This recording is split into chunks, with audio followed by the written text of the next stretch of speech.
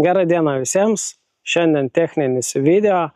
Pakalbėsim apie programinės įrangos atnaujinimą, kurį išleido Pulsar įmonė, o būtent Thermion LRF 60 modelių serijai.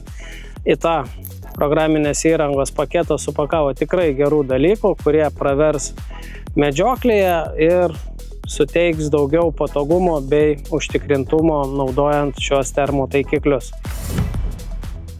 Pirmiausia, pakalbėkime apie naujas funkcijas. Tai automatinis šūvio fiksavimas. Kaip jis veikia? Sėdit bokštelį, išėjo šernas, sušovėt, tuo tarpu optika jau įrašė 30 sekundžių, kas vyko prieš tai, ir 30 sekundžių, kas vyko po šūvio. Tai jūs turit 1 minutės video ir nereikia spausti jokio įrašymo mygtuko. Jeigu šūvių yra keli, tai įrašymas tęsiasi tol, kol baigėsi šūvį ir turit vėlgi visą vieną failą. Iš principo, manau, labai patogu, nes kartais tikrai nebūna laiko, kada ten ieškot, kur ką paspaust, o reikia užsimti to, ką reikia užsimti. Dar viena nauja funkcija, tai yra šešėlinis vaizdo įrašymas. Jeigu ją įjungiate, tai iš principo optika visą laiką įrašinėja video į atmintį ir tik tada, kai paspaudžiat įrašymo mygtuką, 30 sekundžių jau buvusio prieš veiksmo yra pas jūs iš principo įrašyta ir įrašymas tęsiasi toliau. Patogi funkcija, netgi ne tuo atveju, kad atlikot šūvį, bet tiesiog pasidėjot kažką, stebėjot, kažkas įvyko įdomaus, paspaudėt mygtuką ir viskas įsaugota pas jūs atmintyje. Atnaujintas ir tolimočio algoritmas. Anksčiau būdavo, kad prisizūminus, kai nori pamatuoti atstumą, priartinimas dingsta vėl į nulinę padėtį, tai atsirasdavo viršuj toks picture-in-picture paveikslėlis, kur matydavot tą savo priartintą vaizdą ir kaip matuojamas atstumas. Dabar to nebelieka, viskas veikia tam pačiam lange, nesvarbu, ant kiek esate išdidinę vaizdą, matuojant atstumą, puikiausiai matysit mažą kvadratuką šone, kur taikosi lazeris ir nebebus jokių papildomų priartinimų, mažinimų. Tai anksčiau šiek tiek bent jau man irgi nepatikdavo, blaškydavo. Tai gamintojas šitą klausimą taip pat įsprendė.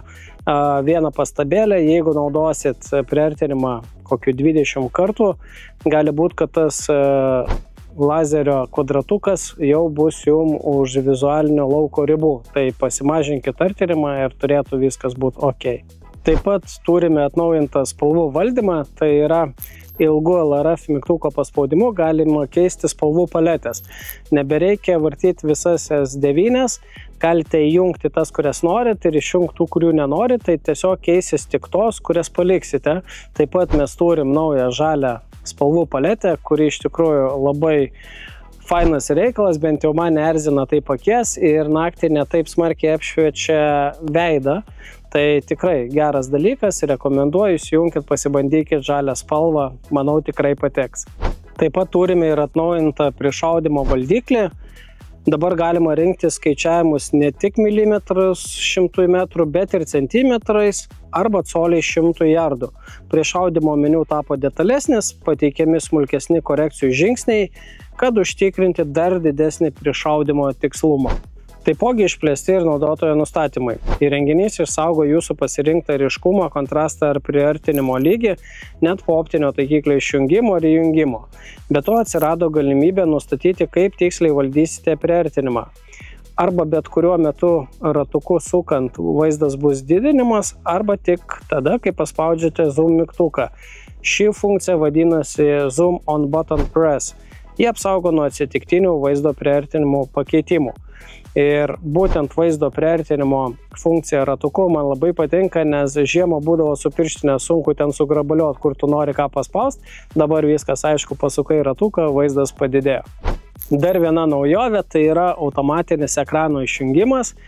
Iš principo viskas taip pat kaip su dieniniam optikom, kaip paguldžius ar pastačius vertikaliai įsijungia kryžiaus pašvietimas. Tai principas lygiai toks pat. Paguldžiu šautuvą ant šono, pastačius vertikaliai arba nukreipus į apačią, automatiškai įsijungia ekranas, tam, kad nešviest naktį kur nereikia ir neeikvot bereikalo baterijos. Bet kaip tik paguldysit šautuvėlį į šūvio poziciją, viskas automatiškai įsijungia ir sau ramiai galite atlikti šūvį. Taip pat padidintas ir Wi-Fi nustatymo meniu laikas. Prisijungiant prie įrenginio per telefoną, Wi-Fi meniu dabar išlieka ekrane 30 sekundžių. Turi daugiau laiko perskaityti ar užsirašyti slaptažodį, todėl nereikia kartoti veiksmų ir viskas vyksta žymiai ramiau. Na ir pabaigai turime taip pat atnaujintą vartotojo sąsają. Tai yra meniu tapo šiek tiek paprastesnis, perdėliota yra pagal naujas funkcijas, kad viskas būtų logiškiau ir paprasčiau suprantama. Tai šiandien tiek apie visas programinės įrangos naujoves. Jei turėsit klausimų, rašykit juos komentaruose, būtinai paspauskit like po šio video ir gražių akimirkų medžioklėse. Iki kito karto.